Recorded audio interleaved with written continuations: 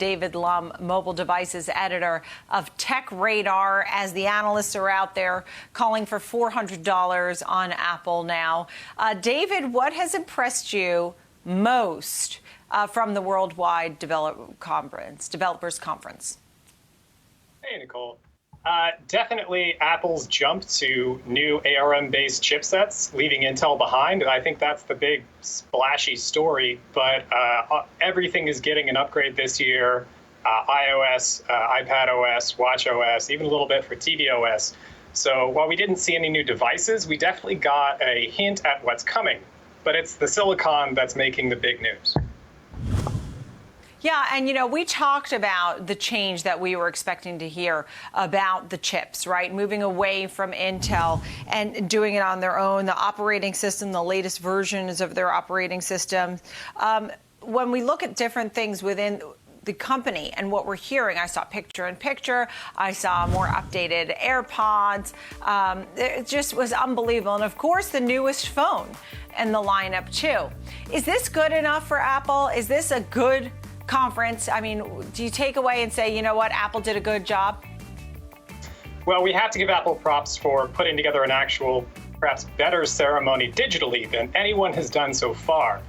People have been postponing and putting their conferences online only, and Apple did a bang-up job showing us what's coming. Everything is not too exciting what they showed us, but it gave us hints at what's coming and definitely some long-needed things. Sleep tracking in Apple Watches, cleaner app interfaces in the app libraries, ways to gather and correct AirPods that gauge where you are, even dance tracking in watches. This is all stuff that might not be major, but it is exciting to come and increase the experience. As we talk about 5G looming, what are your expectations for that and how Apple will be a lead player in that? Well, we definitely saw nothing about 5G in this WWDC, so we're still thinking about what's going to come when the iPhone 12 rolls around, assuming that's what it's called. We really don't know too much about the phone, but Apple will have to jump on the 5G bandwagon because even amid this outbreak, companies are still rolling out 5G. So the iPhone 12 is going to, we suspect, have 5G. And if it does, it's going to need to work not just in cities with the millimeter wave 5G, but the wider range sub-6. And we've seen that really blossom on this year's Android phone. So Apple's got a little bit of catch-up, given that it hasn't announced anything about 5G. And you mentioned some of the apps and some of the improvements of the apps and using these things across your devices. Tell me a little more about that and why consumers are excited about what they're hearing.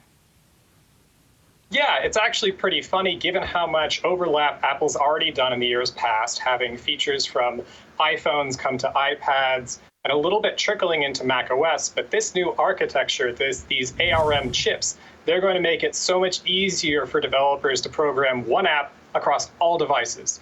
And this means there's going to be so many apps, not just in Apple Arcade, as we saw, all games across all Apple devices, but you already saw in WWDC yesterday that some features from iOS are going to be coming to macOS.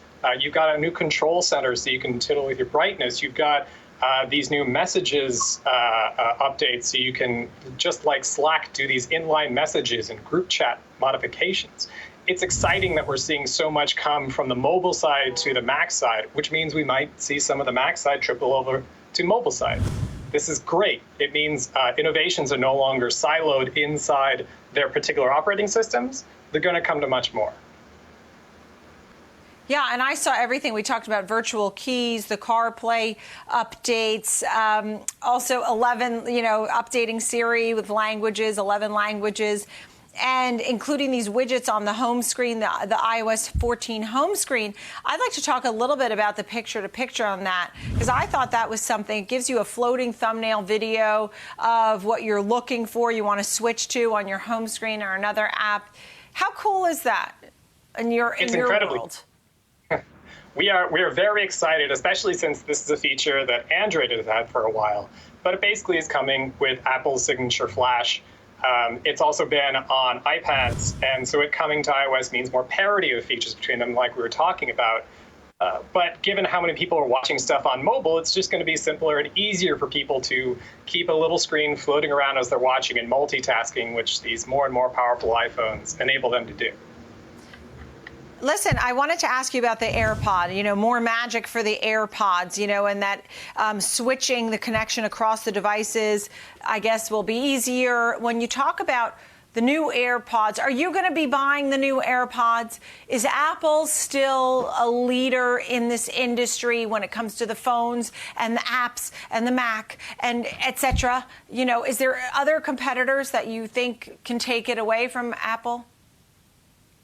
No, but that's as long as you buy into Apple's whole ecosystem. And of course, the new ARM chips are going to help that, because you are going to be able to take your AirPods and then just switch effortlessly between system to system. That's a big feather in Apple's cap, and especially unifying all of their ecosystem even more so than before. Will I buy the next one? Probably, especially if this nice new surround sound works. Means I can take a call and then go right back to my Mac watching shows and have that neat surround sound feature they were talking about. If they can do this with some software, who knows what they're going to be able to do when they release their next over-ear Beats that we've been talking about, their new Apple headphones that have been rumored. I'm really excited for them. Here we go. It's like Beats round 3 or something. I don't know. David Lumb, it's great to see you. We love your expertise on that. Come back soon. Mobile devices editor, TechRadar. Thanks, David, for joining us.